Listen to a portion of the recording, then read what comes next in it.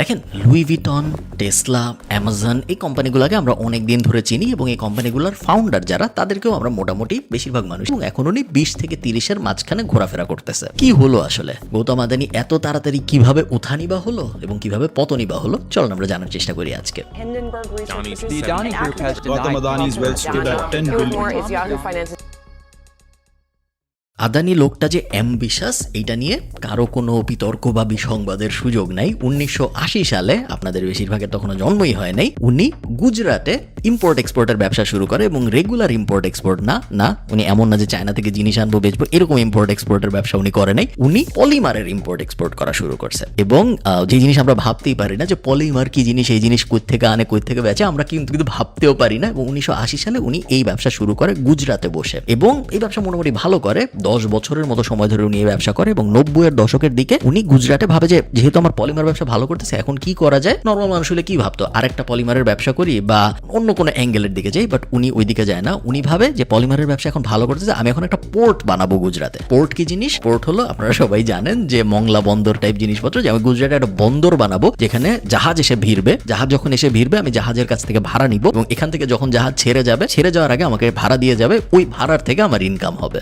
গুজরাটে যখন নিয়ে পোর্ট বানানো শুরু করে তখন থেকে মূলত উনার উত্থান শুরু হয়। পলিমারের ব্যবসা উনাকে বড়লোক টাইপ যে বানায় নাই তা না, বাট উনি যে একদম আহামরি বিশাল রিচ হয়ে গেছে এরকম ছিল না। বাট 1990 সালে যখন পোর্ট বানানোর কাজ শুরু হয় তখন ইন্ডিয়াতে করাপশন অনেক বেশি ছিল, ওগুলার সুযোগও উনি নেয়। ওনার ঠিক পারফেক্ট জায়গাগুলোয় বন্ধু ছিল এবং ওই সব সুযোগ নিয়ে আস্তে আস্তে উনি বড়লোক হয়ে যাওয়া শুরু করে। এবং 1990-এর দশকটায়, 90-এর থেকে 2000 এই সময়টায় এমন ব্যবসা উনি দাঁড় করাইছে যে ব্যবসাগুলো দাঁড় করানোর কথা আমাদের কারো মাথায় আসবে না। আমি যদি আপনাকে উদাহরণ দিই আপনি অবাক হয়ে যাবেন। পোর্ট বানানোর পরে উনি কয়লার মাইন বানায়, যে আমি এখন থেকে কয়লা উঠাবো মাটির থেকে এবং পুরা দুনিয়া আমি কয়লা সাপ্লাই দিব। এবং ওই জিনিস উনি শুরু করার পর ওই জিনিস সাকসেসফুল হয় এবং উনার কোম্পানি পৃথিবীর সবচেয়ে বড় কয়লা সাপ্লায়ারদের একটা সাপ্লায়ার হয়ে যায়। তারপরে সাধারণ মানুষ কি করবে যে আমি আরো কয়লার সাপ্লাই বানাই এরকম কিছু, বাট না, উনি তা করে নাই। উনি এরপরে একটা এয়ারপোর্ট বানায়, যে এবং সিমিলার পোর্টের মতো প্ল্যান ছিল না, যে এখানে যখন প্লেন থামবে এবং এখান থেকে যখন প্লেন উঠবে দুই সময় আমার এয়ারপোর্টের যে ইনকাম হয় ওই এয়ারপোর্টের ইনকাম করবো আমি। এরপরে উনি থেমে তো থাকা যায় না, এয়ারপোর্টের পরে উনি কি করে, উনি একটা পাওয়ার প্ল্যান্ট বানায় যে এখন থেকে আমি ইলেকট্রিসিটি বেচবো পুরো দুনিয়ায়। উনার এই উত্থান চলতে থাকে এবং 1980 সালে উনার ব্যবসা শুরু হয়, 90 সালে উত্থান চলতে থাকে, 2000 সালে উত্থান চলতে থাকে এবং তারপরে যখন মোদি সরকার ক্ষমতায় আসে তখন উনি একদম স্কাই রকেট করা শুরু করে। ওনারা দুইজনই ছিল গুজরাটের এবং মোদি ছিল ওনার বেশ ভালো বন্ধু। আমি একটু এয়ার ট্যাগ দিয়ে বলতেছি কারণ আপনারা বুঝতেই পারতেছেন কিরকম বন্ধু। মোদি যখন প্রথম প্রধানমন্ত্রী হন তখন এই আদানির প্লেনে করে উনাকে গুজরাট থেকে দিল্লিতে উনি ফ্রিতে নিয়ে আসে। এর থেকে আপনি বুঝতে পারেন যে উনারা কিরকম ক্লোজ মানুষ এবং আদানি সবসময় চেষ্টা করেছেন যে মোদি টাইপ মানুষজন, মোদি বা উনার মতো যেসব মানুষজন আছে তাদেরকে অনেক খুশি রাখার বিভিন্নভাবে, এবং এই খুশি রাখার বেনিফিট উনি ইচ্ছা মতো নিছে। এবং এই যে উত্থান, এই উত্থান কিন্তু চলতে থাকে। ওই যে পাওয়ার প্ল্যান্ট বানানোর পরে কিন্তু থেমে গেছে এরকম না ব্যাপারটা। মোদি সরকার ক্ষমতায় আসার পরে উনি সিমেন্টের ব্যবসা শুরু করে। সিমেন্টের ব্যবসা শুরু করার পরে দেখা যায় যে পুরা ইন্ডিয়ায় তো অনেক ধরনের কনস্ট্রাকশনের কাজ হচ্ছে সরকারের সব কনস্ট্রাকশন কাজে, ফেডারেল গভর্নমেন্টের সব কনস্ট্রাকশনের কাজে আদানির সিমেন্টই ব্যবহার হয়, অন্য কোনো সিমেন্ট ব্যবহার হয় না। শুধু সরকারকে সিমেন্ট বেচেই উনি ক্রেজি বড়লোক হয়ে যাওয়া শুরু করে। বাট না, উনি তারপরেও থামে না। এরপর উনি ভাবে আমি একটা টিভি চ্যানেল কিনবো। টিভি চ্যানেল কোনটা কেনা যায়? ইন্ডিয়ার সবচেয়ে বড় টিভি চ্যানেলগুলোর একটা হলো এনডিটিভি। উনি ভাবে যে আমি এনডিটিভি কিনবো এবং উনি এনডিটিভি কিনেও ফেলে। সবকিছু গত মাস পর্যন্ত ভালো চলতেছিল। এরপরে একটা রিপোর্ট পাবলিশ হয়। আমেরিকান একটা রিসার্চ ফার্ম আছে যারা স্টক শর্ট সেল করে। এই কোম্পানির নাম হলো হিন্ডেনবার্গ। খুব যে পুরান রিসার্চ ফার্ম এরকম না, 2017 সালে এরা শুরু করে এবং 2017 সালে শুরু করে 5 বছরের মধ্যে এরা আমেরিকার সবচেয়ে টপ রিসার্চ ফার্মগুলোর একটা হয়ে যায়। কারণ ওরা যখনই কোনো কোম্পানি নিয়ে রিসার্চ পাবলিশ করে দেখা যায় যে খুব ইনডেপথ রিসার্চ, অনেক ঘাটাঘাটি করে টোরে ওরা রিসার্চ পাবলিশ করে এবং এই কাহিনী করে ওরা এর আগে অনেকগুলো কোম্পানি ডুবাইছে অলরেডি। সবচেয়ে জনপ্রিয় যেটা ওরা ডুবিয়েছে সেটা ছিল হলো নিকোলা নামে একটা কোম্পানি ছিল, টেসলার কম্পিটিটর। টেসলাও স্মার্ট কার বানায়, নিকোলাও এরকম ইলেকট্রিক কার বানায়। নিকোলা ছিল আসলে ফেক, ওদের আসলে কোনো গাড়ি ছিল না, বাট ওরা পাবলিক কোম্পানি হয়ে গিয়েছিল এবং এই পুরা জিনিসটা ফাঁস করে হিন্ডেনবার্গ কোম্পানিটা। এবং তারপর ওরা আস্তে আস্তে পপুলার হওয়া শুরু করে। ওরা 30টার মতো রিসার্চ পেপার পাবলিশ করেছে এখন পর্যন্ত এবং খুব হাইলি রেসপেক্টেড ফাইন্যান্স ওয়ার্ল্ডে হিন্ডেনবার্গ কোম্পানিটা। ওরা গত মাসে আদানি গ্রুপকে নিয়ে একটা বিশাল রিসার্চ পেপার পাবলিশ করে। রিসার্চ পেপার ওরা বলে যে ওরা 2 বছর সময় নিয়ে এই রিসার্চ রিসার্চ করেছে এবং তারপর ওরা পাবলিশ করেছে। রিসার্চ পেপারের ভিতরে কি ছিল, টিপিক্যাল যা দুর্নীতির কথা আমরা এক্সপেক্ট করি এরকম কোম্পানিতে এক্স্যাক্টলি তাই ছিল। তেমন আহামরি কিছু ছিল না যে আপনি অবাক হয়ে যাবেন যে এই জিনিসও করছে আদানি গ্রুপ, ওরকম কিছু না। কি করছে, ট্যাক্স ফাঁকি দিছে। দেখা গেল হঠাৎ করে, যেটা কেউ জানতো না পৃথিবীর, যে আদানির একজন ভাই আছে, ওই ভাই বিভিন্ন নামে, আদানি রিলেটেড না, বিভিন্ন নামে পৃথিবীর বিভিন্ন জায়গায় কোম্পানি খুলছে, যেগুলোকে আসলে বলা হয় শেল কোম্পানি।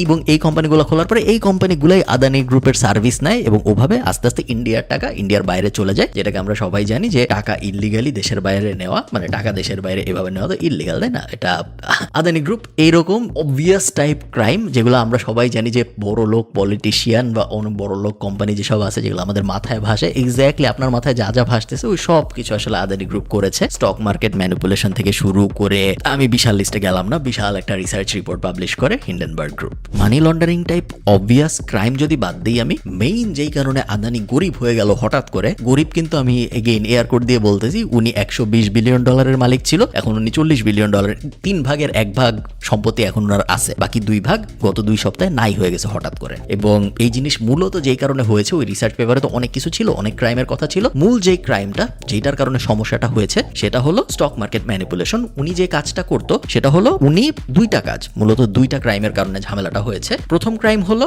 উনি উনার এক কোম্পানি দিয়ে লোন নিত, তারপর ওই লোনের টাকা যখন আসতো সেই লোনের টাকা অন্য কোম্পানিতে ব্যবহার করতো, এবং তারপর আবার ওই কোম্পানি দিয়ে লোন নিত, ওই লোনের টাকা আবার আরেকটা কোম্পানিতে ব্যবহার করতো, এবং এগুলার সবকটাই ছিল পাবলিক কোম্পানি। যেহেতু এগুলার সবকটা পাবলিক কোম্পানি ছিল, স্টক মার্কেটে এগুলো ট্রেডিং হইতো প্রত্যেকদিন, তো এই ব্যাপারটা পুরাটাই ইল্লিগাল। আপনি এক কোম্পানির টাকা আরেক কোম্পানিতে ব্যবহার করতে পারেন না, যেটা ওনারা রেগুলারলি গত 5 বছর ধরে করছে, কেউ টেরও পায়নি, ওনারা পুরো জিনিসটা লুকায় লুকায় করছে। তো যেহেতু পাবলিক কোম্পানি, আদানি গ্রুপ এই রিপোর্ট যখন হিন্ডেনবার্গ পাবলিশ করে, সাথে সাথে 2টা কাজ করে। প্রথম কাজ, ওরা হিন্ডেনবার্গকে হুমকি দেয় যে ভাই এই রিপোর্ট সরায় ফেলো, নাইলে কিন্তু তোমাদের বিরুদ্ধে আমরা মামলা করব। হিন্ডেনবার্গ সাথে সাথেই রিপ্লাই দিয়ে বলে যে মামলা করলে কোনো সমস্যা নেই, আমেরিকায় এসে তোমরা মামলা করো, যদি তুমি মামলা করো আমরা জানি যে মামলা করলে তোমার সব ডেটা দেখাইতে হবে, তোমার প্রমাণ দিতে হবে কাগজপত্র দিয়ে যে আমি এই জিনিসগুলো করি নাই। এবং হিন্ডেনবার্গ বলে যে আদানি গ্রুপ কখনোই এই প্রমাণ দেখাইতে পারবে না, কারণ ওদের কাছে এই কাগজপত্র নাই, উল্টা ওরাই ফেসে যাবে ওরা যদি এইসব কাগজপত্র দেয়। এবং আদানি গ্রুপ আরেকটা যে কাজ করে সেটা হলো, ওদের নতুন শেয়ার মার্কেটে লঞ্চ করার প্ল্যান ছিল আরেকটা কোম্পানি, ওদের অনেকগুলা কোম্পানি, আদানি এই আদানি সেই হাবি জাবি অনেক কোম্পানি, নতুন একটা কোম্পানি লঞ্চ করার প্ল্যান ছিল, যেটা ওরা পোস্টপোন করে দেয়। এই 2টা জিনিসই খুব নেগেটিভলি এফেক্ট করে আদানি গ্রুপকে।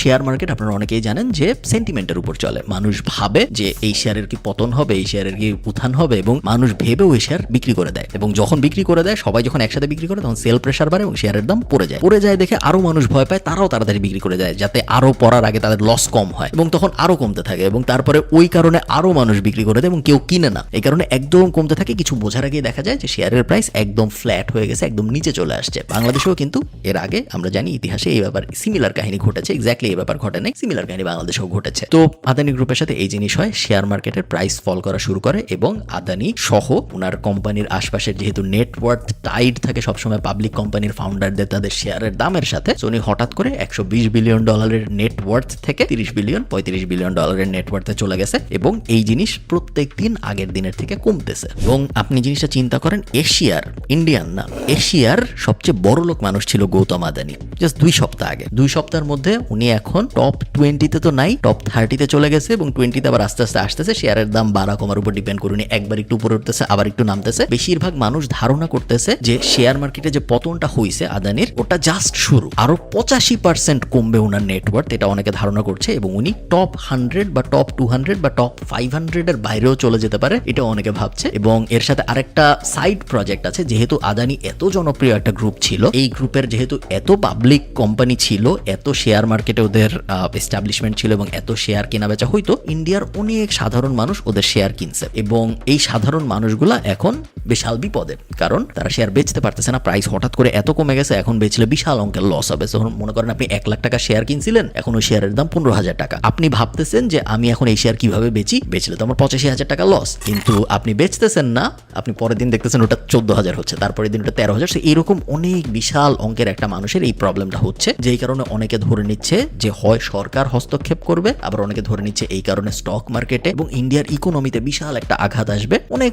ধরনের স্পেকুলেশন হচ্ছে এই মুহূর্তে, কেউ আসলে জানেন এক্স্যাক্টলি কি হচ্ছে, বাট একটা ব্যাপার মোটামুটি সবাই নিশ্চিত, সেটা হলো আর যাই হোক আদানির সম্ভবত জেল হবে না, কারণ উনি খুব ভালো জায়গায় ভালো অনেক বন্ধু বানিয়েছে, এবং আমরা সবাই জানি বন্ধু বানানো কত জরুরি। আপনার যদি ভালো বন্ধু থাকে তাহলে আপনি অনেক বিপদ থেকেই বেঁচে যেতে পারেন। ফ্যাসিনেটিং স্টোরি, আমার বেশ ইন্টারেস্টিং লাগছে। আমি জানি না আপনাদের কেমন লাগছে, আমাকে জানাবেন। আমি চেষ্টা করবো আবার আদানির কোনো একটা আপডেট আসলে ফেসবুকে বা ইউটিউবের কোথাও আপনাদের জানানোর জন্য, বাট আপনারা নিজেরা জেনে নেবেন আমি শিওর। এই রিলেটেড সিমিলার একটা কাহিনী আমরা গত বছর পাবলিশ করেছিলাম এই ইউটিউব চ্যানেল থেকে, যেখানে আমরা FTX এর উত্থান এবং পতন নিয়ে কথা বলেছিলাম। সিমিলার কাহিনী আদানি গ্রুপের সাথে হচ্ছে দেখা যাচ্ছে। এইরকম কাহিনী যদি আপনাদের ভালো লাগে আমাকে অবশ্যই কমেন্টে জানাবেন। ভালো থাকেন, টাটা।